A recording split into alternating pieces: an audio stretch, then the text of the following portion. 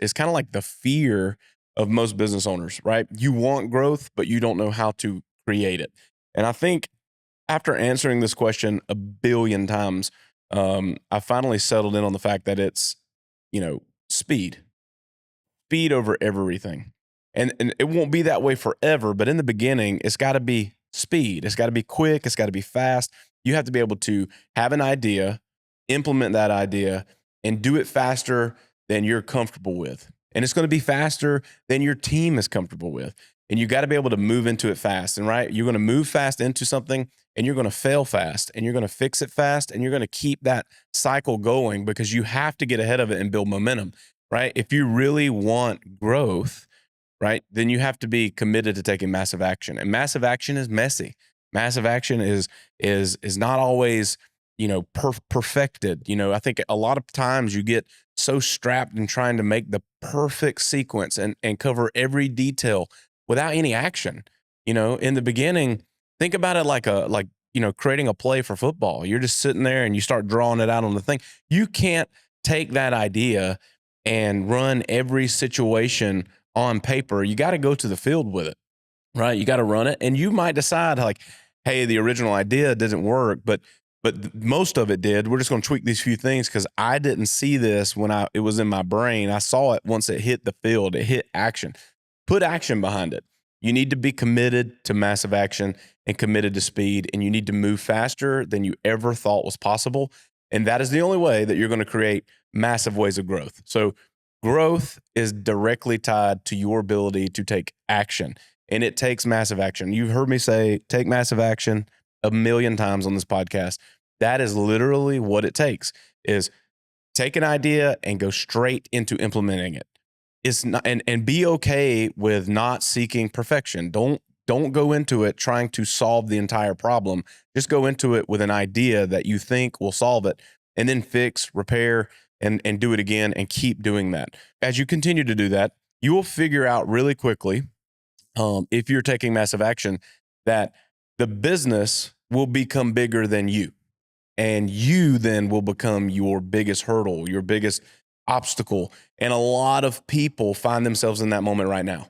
You started your business, you took a lot of action, you ran out there and you've created it, and you're the busiest person ever. You can't even think about what it would look like to get any bigger because you want it, but you don't know how to, like, how is that even possible? Like, I'm maxed out. I'm running 90 hours a week. I don't have time to do anything else.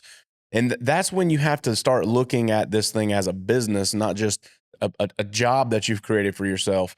And you really have to start thinking like an investor. And I don't care what stage of the game you're in, revenue doesn't matter. What matters is how much of your time is being used implementing this idea of strategic growth to where you can't possibly do any more. Then you have to kind of start pulling yourself out of the business and start thinking like an investor, and realize that this one thing will take you from kind of the startup to actual business growth. Is delegation is an investment, not an expense. It's not an expense. You right now need to hire specific people to do specific things in your company, and you don't do it because you think about what that costs and you want to run it as an expense inside of your business. Delegation, it does cost money, but it is an investment into the future of what you're trying to build. And if you can take that idea and that concept and adopt that early right now in your business, that when I delegate these tasks, I'm investing in my company. I'm not expensing a new expense to my company. It'll change the game. It'll change the game because it'll give you the ability then to make yourself no longer the roadblock, because it's going to outgrow you. You can't do it all. And you might be a really high achiever. You might be someone who's capable of a lot. And your company may be up at $10 million, right?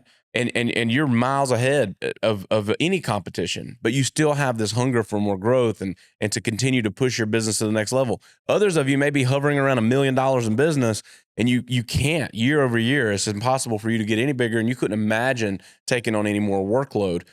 Like some people get stuck in that at a couple $100,000. You got to have the paradigm shift of, when I delegate, as an investment into my business, not an expense to it.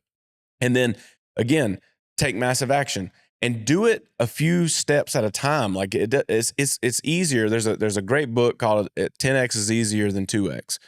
And that is true. It's way easier to attack something with a goal of 10xing versus 2xing, because it takes the same amount of work. You just have to think differently, right? And so you're going to go through the same hiring process. You're going to go through the same scale issues. You're going to go through all the same problems. It's just you could solve all those problems at the same time for a way bigger outcome if you're thinking that way. So I guess my challenge to you would be think bigger, dream bigger. You get stuck in it because you start thinking about your business as like what you can accomplish. And I think for us inside of Barndo it was perfect timing, because this isn't my first rodeo. This isn't the first business that I tried to build. I came into this one with the intentionality of I don't want to build it to what I can do. I want to build the company that I know is possible. And so, really early in the business, we started hiring and delegating tasks and building out a team, all the way up until the point to where now we have a leadership team in place. We hired a new COO, and like that, just those things have taken so much of the load of like what has to be done in the business off of my plate, so that I can strategically think about all the growth opportunities and what it's going to take for me to go there.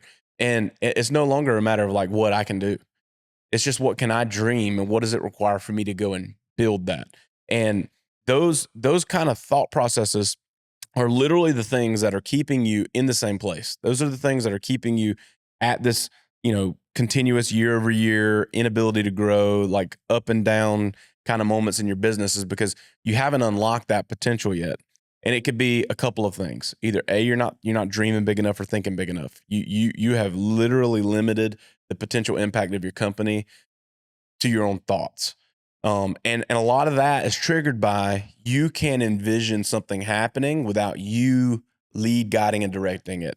Meaning, if you're a craftsman, you've got to be in the business and doing the things, and you can't imagine not being the guy doing that.